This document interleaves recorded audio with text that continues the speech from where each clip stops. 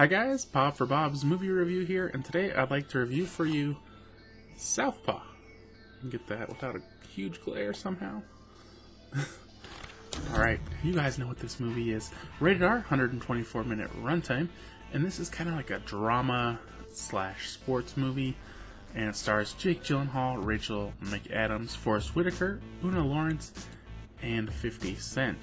So this movie kind of just jumps right into the action. As soon as the movie starts, Jake Gyllenhaal's getting ready for a fight, and he comes out, and they go through the fight, and he's kind of a Rocky-style boxer, just gets beat up a lot, and then finishes the other guy off, I guess. It's kind of, they established that's his style throughout the movie. And so there's an up-and-coming guy, and I'm not sure if he's, like, done really well. I guess he probably has done pretty well.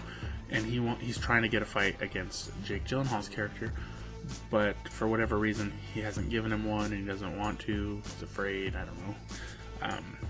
So then he's at a charity event, and the guy kind of calls him out again, and there's this fight, and I don't think this is really like a spoiler because it's in the trailer, but his wife ends up getting killed, and so kind of like his life starts falling apart.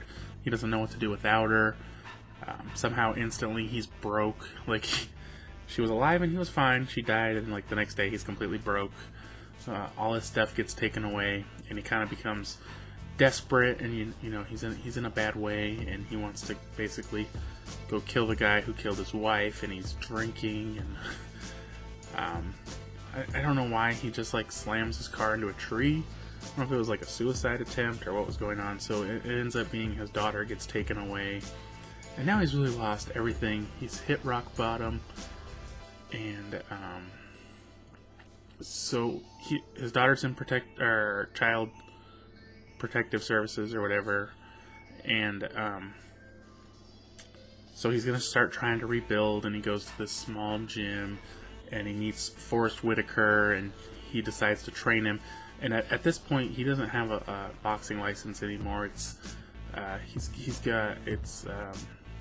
basically going to have like a review in sometime less than a year, like it was a year and some time has passed. So within about a year, he could get his license back, but there's no guarantee. But he decides to just start training, and Forrest Whitaker, of course, he has his own sad backstory, and kind of takes him on, and he starts working there because he has to have a job.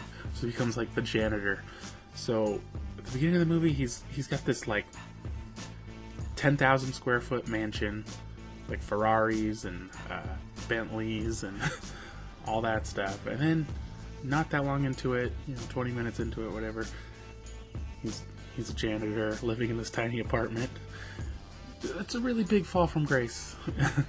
And so also 50 Cent was like his manager, and just from like the descriptions and stuff of this movie, the synopsis, it kind of makes 50 Cent out to be a bad guy, but I really didn't get that he was necessarily a bad guy. He's his manager, and his manager's job is to make money, and so he's always kind of pushing him to do these fights to make money. But it's not like Jake Gyllenhaal's not getting a ton of money out of it too, and then he sees things are going downhill with Jake Gyllenhaal, so he moves up. He actually ends up moving on to the guy who challenged him or whatever, was involved with the whole. It wasn't actually the boxer. It was like one of his bodyguards or whatever. It was entourage that killed his wife. So I don't necessarily took him to be a villain in this movie. I just think he's like a businessman, and maybe he doesn't have the most loyalty, but I wouldn't call him a villain by any means. So he comes in and says, I can get you back into boxing. And so he starts training for this fight. Now, some of the issues that I had with this movie were, well, first of all, this is a small issue. I don't know if you guys will be able to see it. It says featuring original new music from Eminem. So I expected there to be a lot of music in this movie, a lot of Eminem in this movie. They play one song in the movie and then one in the credits. I mean, do they really have to advertise that on the cover? Or is that just a selling point? I don't know. a small complaint. Also, when he gets his title match fight or whatever at the end,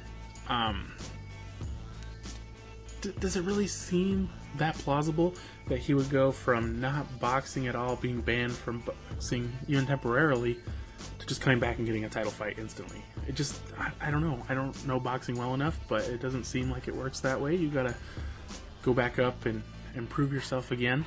But I don't know. Maybe that's legit. Doesn't seem like it. So those, I think, were kind of my complaints. It does get slow and kind of really drama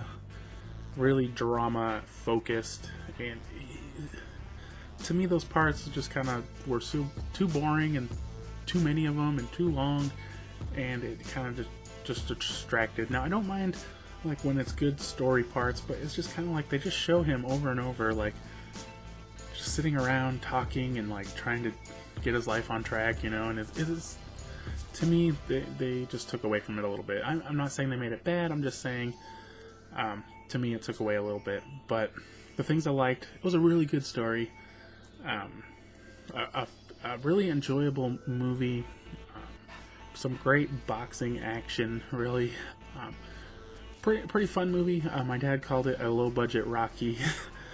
I don't know if I would call it that or not, but I definitely enjoyed it, and I think this one is definitely worth checking out if you haven't already. It's got, like I said, just a great emotional story, from the tragedy and the heartbreak and the redemption. And I'm not gonna spoil the ending or anything, but I do like you don't know at the end what's gonna happen. A lot of times in movies you kind of know, oh, it's gonna have a happy ending, and I really enjoy when a movie doesn't have a happy ending, just because you don't expect it. On this one, I was just like, how's it gonna end? It was kind of tense, and you're like, oh, what's gonna happen? And I really enjoy that they kind of ended it that way. But overall, very enjoyable movie, definitely worth checking out. I'll give this one a 7 out of 10. Thanks for watching. If you enjoyed this review, be sure to give it a thumbs up. If you haven't already, subscribe for more videos, and I'll see you guys next time. If you're interested, be sure to subscribe on YouTube, follow on Facebook, follow on Twitter, and follow on Instagram.